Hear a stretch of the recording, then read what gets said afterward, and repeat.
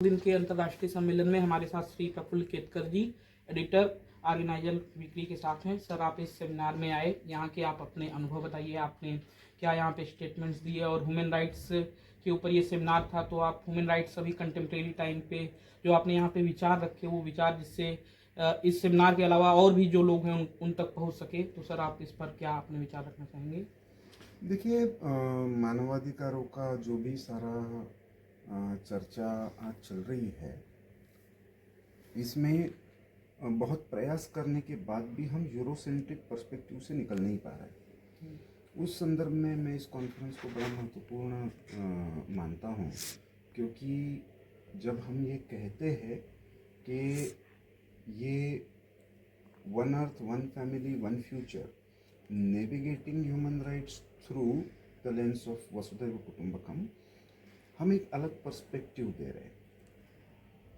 पश्चिम की जो सारी मानवाधिकार की अवधारणा विकसित हुई, वो व्यक्तिगत अधिकारों से हुई, इंडिविजुअल राइट्स से हुई, और उसके सारे पश्चिम के जो अनुभव थे उन आधार पर हुई। पश्चिम के अनुभव यानी विश्व के अनुभव तो नहीं हो सकते। वहाँ पे चर्च और राज्य के बीच में संघर्ष हुआ, उसमें से सारा डिस्कोर्स निकला है। ऐसा ही है, जय शंकर जी ने अभी ऐसा कहा कि वहाँ पे जो कॉलोनाइजेशन के लिए युद्ध हुए, वहाँ से सारे ये निकले हैं। वहाँ पे रेशियलिज्म की कंसेप्ट रही है, उससे सारे ये निकले हैं। लेकिन हमको सही मायने में यूनिवर्सल भी होना है, तो मुझे लगता है कि हमको इस मर्यादित दृष्टि से निकलना होगा। और उसमें ये इस भारत की दृष्टि जो है कि जो विश्व को परिवार मानकर, पृथ्वी को माता मानकर, सबके अधिकारों की और सबके कर्तव्यों की भी बात करती है, उस दृष्टि को इस कॉन्फ्रेंस के बारे में द्वारा मुझे लगता है लाने में एक वैचारिक स्तर पर, एकेडमिक लेवल पर एक प्रयास हुआ है। अपेक्षा करता हूँ आने वाले समय में ये डिप्लोमेटिक लेवल पर तो G20 से हम देख ही रहे, वो हुआ है, लेकिन इसको और सस्टेन वे में मेन स्ट्रीम करना पड़ेगा, ताकि केवल पश्चिम के अनुभव ये विश्व के अनुभव ना रहे, विश्व के सारे अनुभव मिलकर विश्व के अनुभव बने। जी सर। सर, जैसा कि आप बोल रहे हैं कि सबके अधिकारों की बात करनी होगी, और आपने इसे बताया भी कि पहले केवल मेंस के अधिकार की बात की जाती थी, पुरुषों के अधिकार की बात की जाती थी, फिर उसके बाद धीरे धीरे महिलाओं के अधिकार की भी बात की जाने लगी, जिसको हम फेमिनिज्म और नारीवाद के विभिन्न लहरों के रूप में भी जानते हैं। तो अभी प्रेजेंट टाइम की स्थिति ये है कि पुरुष के साथ साथ महिलाएं भी आगे आ रही हैं, लेकिन अभी का जो कंटेम्प्रेरी डिस्कोर्स है, और जब हम बात करते हैं कि सभी के अधिकारों की बात, तो क्या ये पुरुष और महिला तक ही सीमित है, या इसमें जब आप सभी की बात करते हैं तो इसमें एनिमल्स या नेचर्स, ये सारी बात, इस पे थोड़ा सा आप डिटेल से। मेरा मानना है कि यदि हमें सही मायने में यूनिवर्सल होना है, तो पहले तो मेंस राइट्स की बात थी। यूरोप में तो मेन आर बॉर्न फ्री, यही कंसेप्ट थी। पहली बार भारत की प्रतिनिधि जो universal declaration of human rights की कमेटी में थी, भारत का उस समय ब्रिटिश इंडिया का प्रतिनिधित्व कर रही थी हंसा मेहता जी, उन्होंने कहा कि why only man, where will women and children go, और वहाँ से फिर मेंस राइट्स से ह्यूमन राइट्स बन गया। तो मुझे लगता है कि अभी यात्रा बड़ी लंबी है, क्योंकि हम one earth, one world, one future, one family कह रहे हैं, तो इस परिवार का हिस्सा केवल मानव नहीं है। पश्चिम के सोच की मर्यादा ही यही है कि ये सारे human rationality, human scientificism, human supremacy को केंद्र में मानकर ही सारे अधिकारों की बात करता है। दो चीज़ों में अंतर, दो मुझे लगता है बड़े अंतर करने पड़ेंगे। एक, हमको अधिकारों के साथ कर्तव्यों की भी बात करनी पड़ेगी, और दूसरा ह्यूमन एंथ्रोपोसेंट्रिक जिसको कहते हैं, उससे परे जाकर हमको सारे जो विश्व में एग्जिस्ट करता है उसके सबके अधिकार और सबके कर्तव्य। तो जो पेड़ पौधे हैं उनके भी अधिकार, जो जानवर है उनके भी अधिकार, ह्यूमन एग्जिस्टेंस में सारी रेस है, सारे जेंडर्स है, उनके भी अधिकार, लेकिन उसके साथ सबके कर्तव्य। हर कोई अपनी भूमिका, अपना धर्म निभाएगा तभी, क्योंकि परिवार की कंसेप्ट तभी सफल हो सकती है जब एक स्वाभाविक एक दूसरे के लिए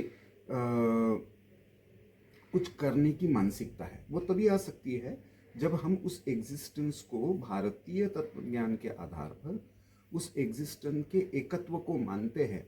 दिखने में भले ही विविध दिख रहा हो, लेकिन उसके मूल में एकत्व है। एक से अनेक की यात्रा है और फिर से एक में मिल जाना है। ये भारत की जो सोच है वो one earth one family one future की है। तो मुझे लगता है इसका दार्शनिक पक्ष जो है, जिसको आज ह्यूमन राइट्स कहा जाता है, उसमें एक पैराडाइम शिफ्ट होने की आवश्यकता है।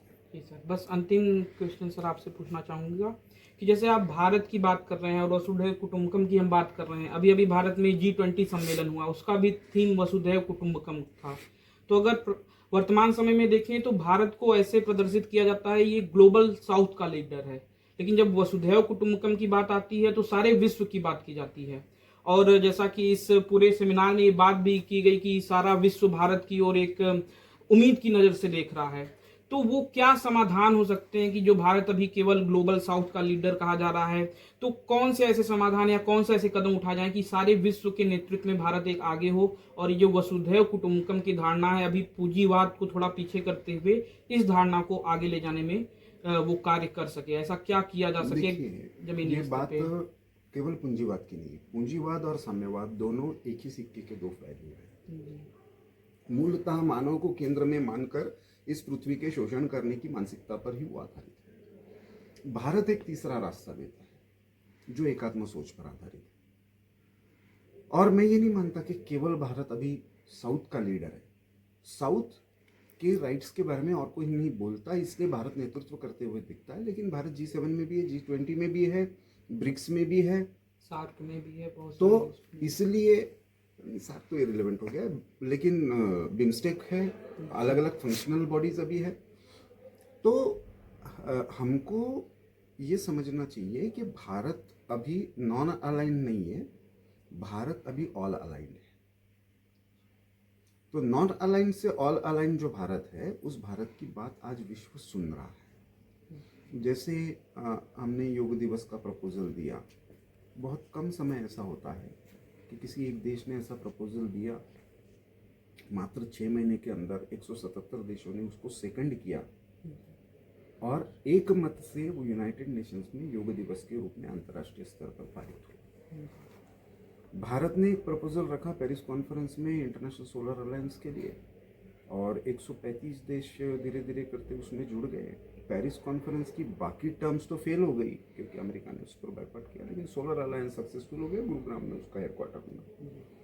क्योंकि सबके हित में, सबके हितों का ध्यान रखते हुए और प्रकृति का भी ध्यान रखते हुए आज जो सारा डेवलपमेंट मॉडल का क्राइसिस है, एनवायरनमेंट मॉडल का क्राइसिस है, पूरे देश पूरे विश्व में एक कट्टरता का माहौल है, पूरे विश्व में ऑयल और गैस को लेकर एक विचित्र तरह का कंपटीशन चल रहा है, इसके कारण युद्ध भी हो रहे हैं।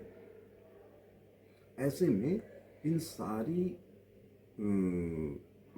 परिस्थिति में विविधताओं में समन्वय कैसे साधना, इसका एक सभ्यतागत दृष्टिकोण भारत ने विकसित जो किया है, ऐसा भारत विश्व के लिए सॉल्यूशन दे सकता है।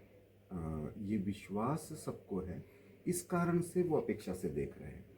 लेकिन वो करना है तो भारत को अपने अल्टरनेटिव्स खड़े हो गए। जब तक ये पूंजीवाद वर्सेस साम्यवाद की चीज में आइदर दिस और दैट इसमें फंसे हुए हैं, तब तक हम कभी नहीं कर सकते। हमको भारत की एकात्म दृष्टि के आधार पर भारत का विकास का मॉडल, और वो केवल भारत के लिए नहीं है स्वातंत्र, हर देश को अपने मूल संस्कृति के आधार पर अपना विकास करने का अधिकार होना चाहिए। भारत को औरों के जैसा नहीं बनना है, भारत को भारत के जैसा बनना है, चीन को चीन के जैसा बनना है, अमेरिका को अमेरिका के जैसा। हर देश की अपनी, हर समाज की अपनी चिति होती है, उस चिति के आधार पर विकसित करता है तो विराट दिखता है। बिल्कुल सर, जैसे हम लोग पॉलिटिकल साइंस के स्टूडेंट हैं, तो जैसा आप बोल रहे हैं रिक्स ने एक इकोलॉजिकल अप्रोच दिया है, तो सेम वही दिया है कि अपने सिचुएशन के हिसाब से ही सबको आगे बढ़ना चाहिए। तो आपने सोल्यूशन बताया कि वसुधैव, यही प्रॉब्लम है जी। जब कोई ढूंढता है तो रिक्स ढूंढने जाता है। अरे ऋषि 5000 साल पहले चल के गए, यही गुलामी की मानसिकता है, इससे निकलना है, तब तक सबके अधिकारों की बात नहीं हो सकती। इसीलिए मैंने ये नाम लिया, क्योंकि हम भारत के युवा हैं और हमें रिक्स पढ़ाया जा रहा है और हम वो पढ़ के वो बता रहे हैं, लेकिन जो हमारा पास्ट है, ये सारी चीजें पहले ही की जाती हैं। जैसे वसुधैव कुटुंबकम की धारणा ग्लोबलाइजेशन के रूप में फिर जानी जाने लगी, डेमोक्रेसी आज वेस्ट का माना जाता है। तो वही जैसे मैं पूछ रहा था, जो सोल्यूशन है कि कहीं कहीं भारतीयता की जो कमी है उसको अपनाते हुए हमें आगे बढ़ना है। न्यू एजुकेशन पॉलिसी आ रही है, सरकार की तरफ से प्रयास किए जा रहे हैं। तो एज एन इंडिविजुअल या एज एन इंडियन हम सब लोगों का भी कोई दायित्व या कर्तव्य बनता है। तो यहाँ पे कमी रह रही है, क्योंकि अभी जैसे कि बात हो रही है कि न्यू एजुकेशन पॉलिसी में भारतीयता के तत्व डाले जा रहे हैं, जो यहाँ के इंडिविजुअल सिटीजन्स हैं वो भी आगे बढ़ रहे हैं। तो क्या वो कमी रह रही है? ये बस अंतिम क्वेश्चन है, इसके बाद हम लोग इसको खत्म करेंगे। कहाँ पे कमी रह जा रही है कि वो चीजें हम लोग अचीव नहीं कर पा रहे हैं? एक लंबा समय हमारा संघर्ष का रहा है, गुलामी का रहा है, कभी जीतते रहे कभी हारते रहे, लेकिन खास करके ब्रिटिशों के कालखंड में, यूरोपियन कॉलोनाइजेशन के कालखंड में उन्होंने जो अवधारणाएं प्रस्तापित की उन्हीं को सत्य मानकर हम अपने आप को देखने लगे। आज हमको अपने देखने का चश्मा भी यूरोपियन है जी। तो प्रधानमंत्री जैसे कहते हैं पंचप्रण में कि गुलामी के हर अंश को निकाल फेंकना है अगले 25 वर्ष में, ये बहुत बड़ा चैलेंज है। और वो पैराडाइम का भी है, वो पैरामीटर्स का भी है, इंडेक्स की सारी बात होती है। अब अफगानिस्तान और सऊदी अरेबिया भी और सीरिया भी यदि फ्री प्रेस में भारत से ऊपर है तो वो इंडेक्स बनाने वालों को सोचना चाहिए वो क्या बना रहे जी। लेकिन ये पैरामीटर्स बने हुए हैं, इनको चैलेंज करना है तो हमको हमारे पैरामीटर्स खड़े करने होंगे। तो पैराडाइम भी बदलना होगा, प्रिज्म भी बदलना होगा, पैरामीटर्स भी बदलने होंगे, लेकिन उसके लिए पहले हमको हमारे कंसेप्चुअल टूल्स ठीक करने पड़ेंगे। जब तक हम यूरोपियन कंसेप्चुअल टूल्स पर बात करेंगे तब तक हम इससे निकल नहीं सकते। उसके लिए धैर्य भी चाहिए, मूल स्रोतों का अध्ययन भी चाहिए, और उस अध्ययन के आधार पर भारतीय अवधारणाओं को आज के संदर्भ में प्रस्तापित करने की इंटेलेक्चुअल रिगर भी चाहिए। एक बहुत आसान होता है ना, रिक्स को कोट कर दिया, उधर से वॉल्ट्स को कोट कर दिया, और फिर नहीं वो मार्क्सिस्ट थिंकर था, उसने इकोलॉजिकल थियरी ऐसी दे दी। जी सर, जैसे ये सेमिनार हो रहा था सबने बेंथम को किया, रॉल्स को किया, अधिकतर पश्चिमी विचारक को ही हम भारतीय लोग कोट करते हैं, इसीलिए मैंने रिक्स का नाम लिया था। उसके बिना आपको इंटेलेक्चुअल रिकॉग्निशन नहीं मिलती ना, यही गुलामी की निशानी है जी सर। यदि हमको भारतीय पर्सपेक्टिव से वैश्विक स्तर पर राइट्स और ड्यूटीज की बात करनी है तो हमको ये पैराडाइम शिफ्ट करना पड़ेगा, लेकिन केवल उसके लिए एंशिएंट स्क्रिप्चर कोट करके नहीं होगा। उन संकल्पनाओं की आज के संदर्भ में उस अवधारणा की अप्लाइड वैल्यू क्या है, उसका एप्लीकेशन कैसा होगा, इसका भी विचार करना होगा। तो दीनदयाल जी ने जैसे कहा कि जो देशानुकूल है, जो देशीय है, तो उसको युगानुकूल बनाना, और जो विदेशी है उसको देशानुकूल बनाना। इस पर्सपेक्टिव को यदि यूथ लाता है तो मुझे लगता है आने वाले 25 वर्ष में ये बदलाव संभव है। बहुत बहुत धन्यवाद सर। कंक्लूडिंग रिमार्क्स में आपने पूरे जो अभी हमारी बातचीत हुई उसका सार बता दिया दीनदयाल उपाध्याय जी के, उसमें कि जो देश के अनुकूल है उसको समय के अनुकूल बनाया जाए, और जो विश्व का चीज है उसको देश के अनुकूल बनाया जाए। इन्हीं शब्दों के साथ इस इंटरव्यू की हम समाप्ति करते हैं। बहुत बहुत धन्यवाद सर, आपने अपना बहुमूल्य समय दिया। धन्यवाद।